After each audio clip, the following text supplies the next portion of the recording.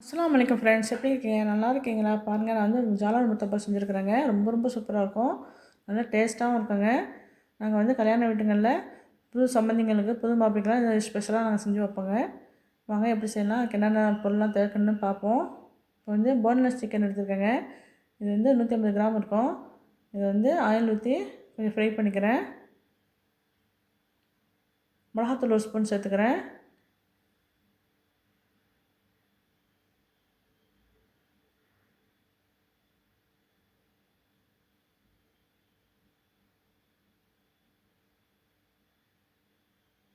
இஞ்சி பூண்டு ஒரு ஸ்பூன் சேர்த்துக்கிறேன்.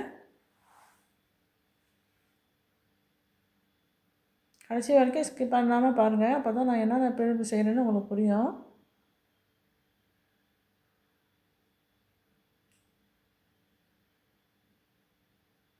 கொஞ்சமாக சிக்கன் வேகிறதுக்கு தண்ணி சேர்த்துக்கிறேன்.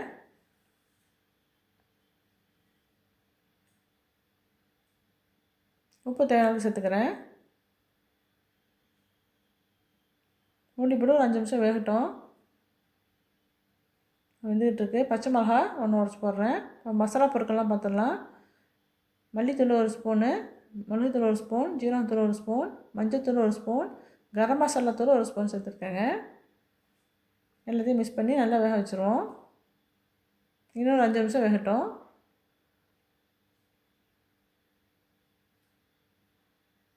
நல்லா வந்துருச்சு பாருங்கள். கொஞ்சம் கிரேவி தண்ணி இருக்கட்டும், ரொம்ப வற்றி வைக்க வேணாம். கொஞ்சம் மல்லித்தழை தூவிட்டு நான் வந்து இது ரெடி பண்ணிட்டேன்.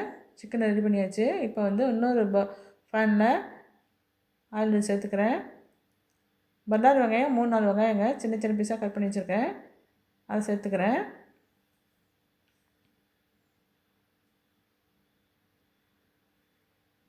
நல்லா வெங்காயம் வதங்கட்டும்.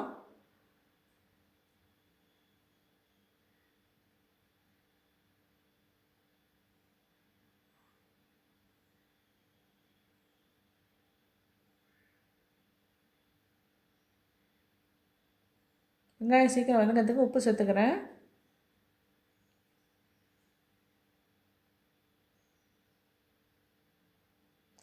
கேரட் வந்து 2 கேரட்டு மெலிசாக கீறி வச்சுருக்குறேங்க. நீல வாக்கில் வெட்டி வச்சுருக்கிறேன். இது 2 கேரட்டு இது சேர்த்துக்கிறேன்.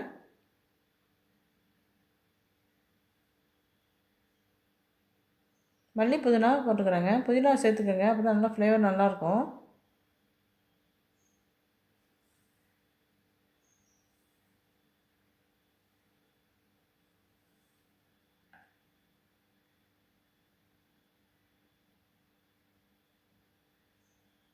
எங்கள் வீட்டில் வந்து எங்கள் ஊரில் வந்து கல்யாணம் பண்ணுற மாப்பிள்ளைக்கு ஸ்பெஷலாக நாங்கள் இதை செஞ்சு வைப்போங்க.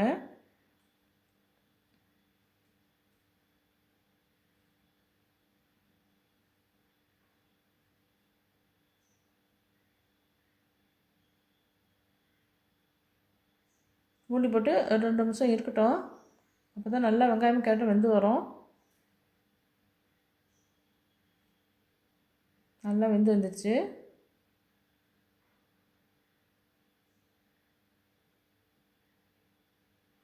எலுமிச்சம்பழம் அரை எலுமிச்சம்பழம் பிழிஞ்சு விட்றாங்க.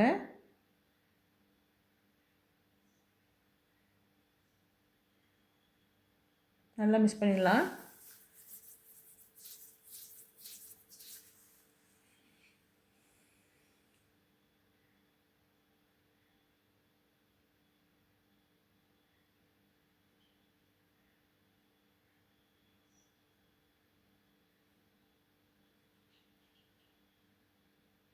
நல்லா ரெடி ஆகிடுச்சுங்க. இப்போ வந்து நம்ம ரெடி பண்ணி வச்சுருக்க சிக்கனை இதை சேர்த்துக்கிட்டலாம். சிக்கன் கிரேவியை இதோடு சேர்த்துக்கிட்டலாம்.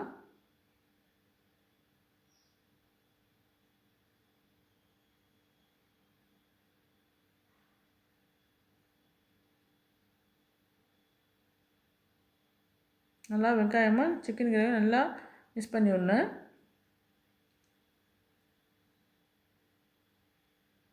அதில் தாங்க நமக்கு உள்ள வைக்க ஸ்டப்பிங் ரெடி ஆகிடுச்சு.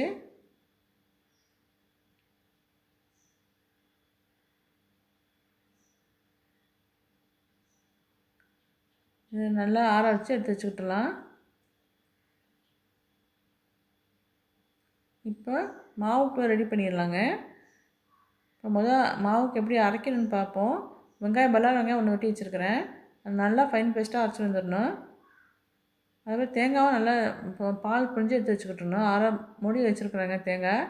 அதையும் பால் புழிஞ்சு எடுத்து வச்சுக்கிட்டணும், திக்காக எடுத்து வச்சுக்கணும். இப்போ வெங்காயத்தை அரைச்சிட்டு வந்துடுறேன். அரைச்சிட்டு வந்துட்டேன். நல்லா நைஸாக இருக்குது பாருங்கள், ஃபைன் பேஸ்ட்டாக இருக்கணும், இப்படி தான் இருக்கணும்.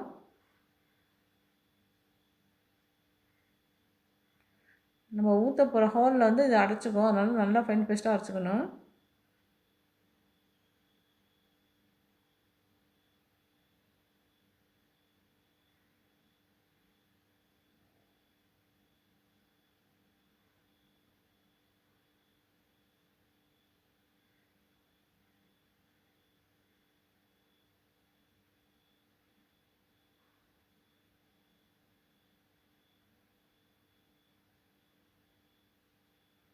தேங்காயும் அரைச்சிட்டு பால் புழிஞ்சு எடுத்து வச்சுக்கிறேன்.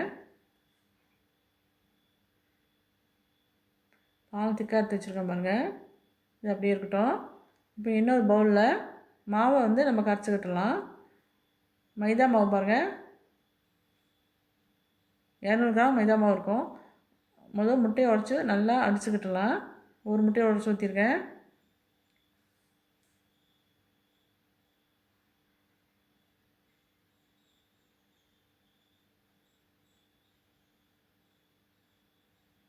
மைதா மாவு பாருங்கள், 200 கிராம் மைதா மாவு இருக்கும், சேர்த்துக்கிறேன். இப்போ 50 கிராம் அரிசி மாவு இருக்கும், அதை சேர்த்துக்கிறேன். மெஷரிங் கப்பில் வந்து 3 கப்பு மைதா மாவு இருக்கும், 1 கப்பு அரிசி மாவு சேர்த்துக்கிறேன்.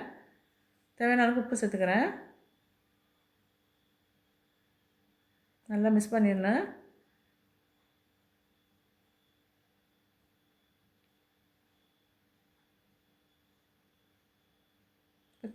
தேங்காய் பால் சேர்த்துக்கிறேன்.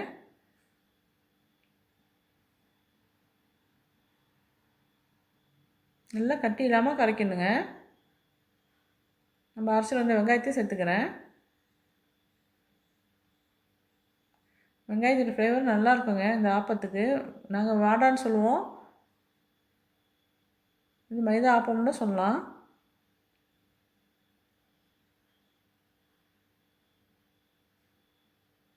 தேங்காய் பாலும் வெங்காயமும் ரொம்ப ஃப்ளேவர் நல்லா மணமாக இருக்கும். அந்த ஆப்பத்தை சாப்பிடும்போது நல்லாயிருக்கும், நல்லா டேஸ்ட்டாக இருக்கும். இப்போ எனக்கு தேவையான தண்ணி சேர்த்துக்கிறேன். கட்டி இல்லாமல் நல்லா கரைச்சிக்கணுங்க.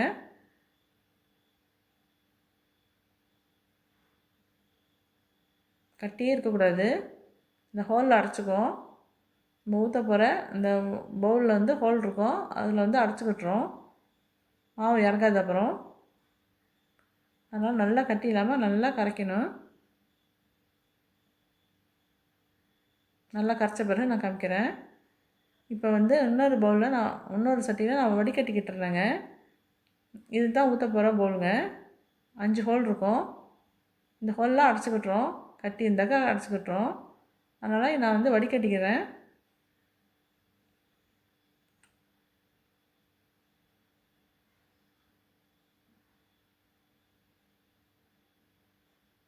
பாருங்கள், இதுலேயும் தெரியுது பாருங்கள் கட்டி. நம்ம வந்து வெங்காயம்லாம் அரைச்சிருக்கோம்ல, அதெல்லாம் அப்படியே தங்கிடும் இந்த வடியில். அதனால் கரெக்டாக நம்ம வடிகட்டிக்கிட்டணும்.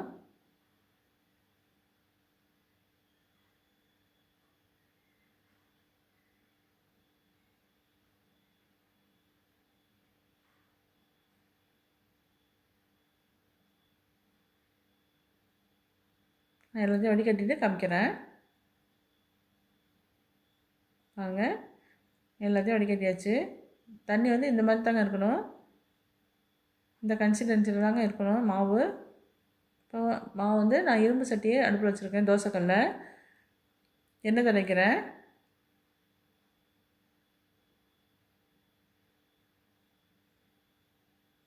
சட்டி சூடாயிடுச்சு. நான் ஊற்ற போகிற பவுலை வந்து இன்னொரு பிடிக்கோலையில் உள்ளே வச்சுக்கிறேங்க. இப்படி வச்சுக்கணும். இப்படி வச்சுட்டு இது மேலே தான் நம்ம வந்து மாவை சேர்த்துக்கணும் இந்த பவுலில்.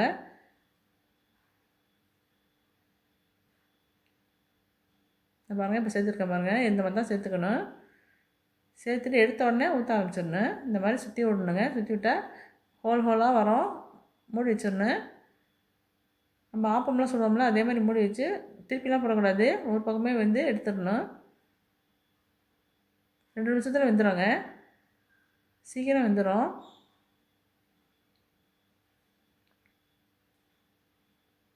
எடுத்து ஒரு பிளேட்டில் போட்டு சேர்த்துக்கணும். 5 ஆப்பத்தை நான் சேர்த்துக்க போகிறேன். ஒரு பிளேட்டில் 5 ஆப்பம் சேர்த்துக்கணும்.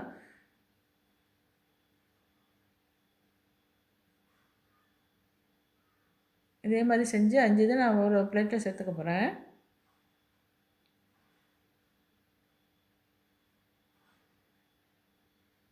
இன்னொன்று ஊற்றி காமிக்கிறேன்.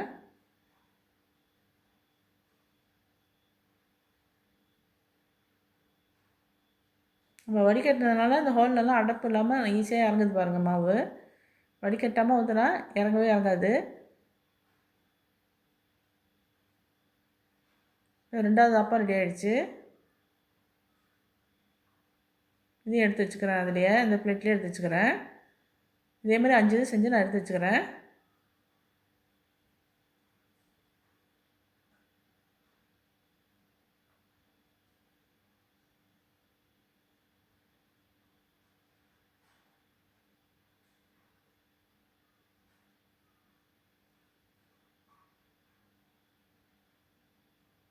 இப்போ எல்லாம் ரெடி பண்ணியாச்சுங்க.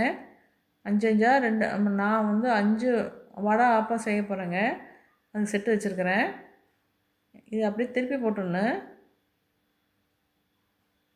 அப்படி திருப்பி போட்டு வச்சிடணும். அதில் 5 இது இருக்குது. ஒரு பிளேட் 5 இருக்குது. இந்த பிளேட்லேயும் 5 இருக்குது. இதே மாதிரி நான் வந்து 5 செட்டு செய்ய போகிறேன். 5 செட்டு செய்கிறதுக்கு நான் ஸ்டெப்பிங் வந்து 5 இது கரெக்டாக எடுத்து வச்சுருக்கேன். இப்போ இன்னொரு பவுலில் முட்டை உடச்சி ஊற்றிக்கிறேன்.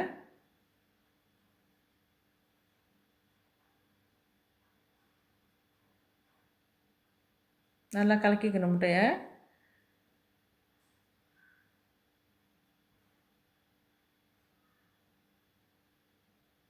ஸ்டப்பிங் வந்து ஓரத்தில் வைக்கிறேன். இது வந்து ரவுண்டு மாடல் நான் செய்ய போகிறேங்க. 2 டிசைனில் செய்ய போகிறேன்.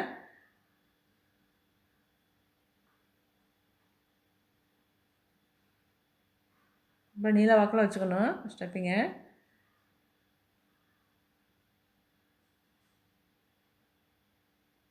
அப்படியே ரோல் மாதிரி சுற்றிட்டு வந்துடணும். முட்டையை வந்து மேலே அப்படியே கார்னரில் வச்சுக்கணும்.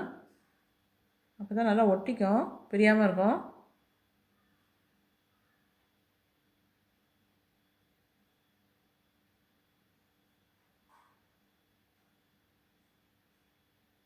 அப்படியே ரோல் மாதிரி சுற்றிட்டு வரணும்.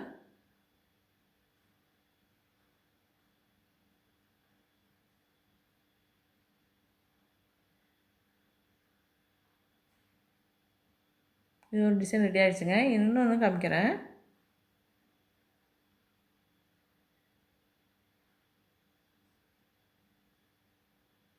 இது பாக்ஸ் மாதிரி இருக்கும். இது நடு சென்டரில் வைக்கணும் ஸ்டெப்பிங்கை. 4 கார்னரையும் மடக்கி விட்டுருணும். அதுக்கப்புறம் முட்டையை வந்து கார்னரில் நிறையா வச்சிடலாம். அதுதான் ஒட்டிக்க நல்லா.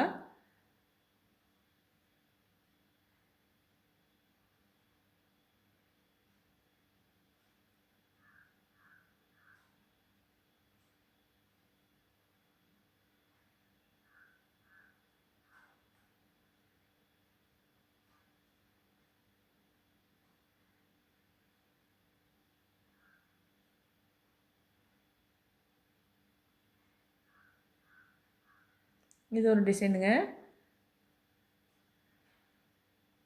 இப்போ ஆப்பம் ரெடி ஆகிடுச்சு. ஸ்டப்பிங் ஒன்று வச்சாச்சு. இப்போ திருப்பி சுடணும் நம்ம இதை.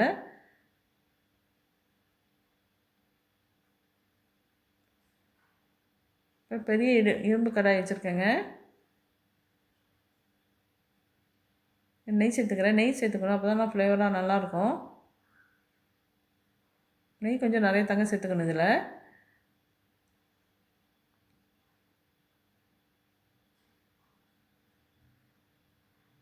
தயார் பண்ண ஜாலர் முத்தப்பாவை இதில் வச்சுக்கலாம்.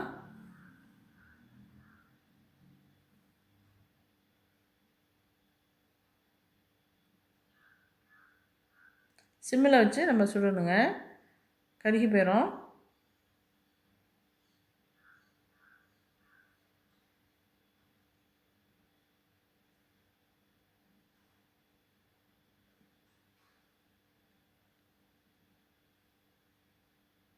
இதுக்கு மேலே கொஞ்சம் நெய் சேர்த்துக்கிறேன்.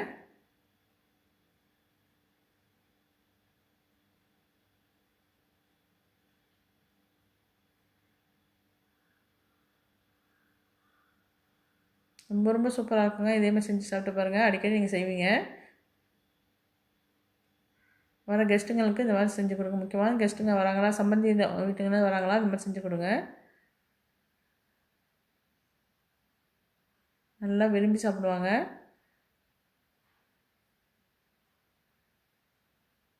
எங்கள் வீட்டில் கார்டனில் வந்து டேபிள் ரோஸ் வச்சுருக்குறேங்க. 4 வகையான பூ பூக்குது. பாருங்கள் எத்தனை கலர் பூத்துருக்கு பாருங்கள். இது மழை நேரமாக இருக்கலாம் இன்னும் நிறையா பூக்கும். வெயில் அடித்தா இன்னும் நிறையா பூக்கும்.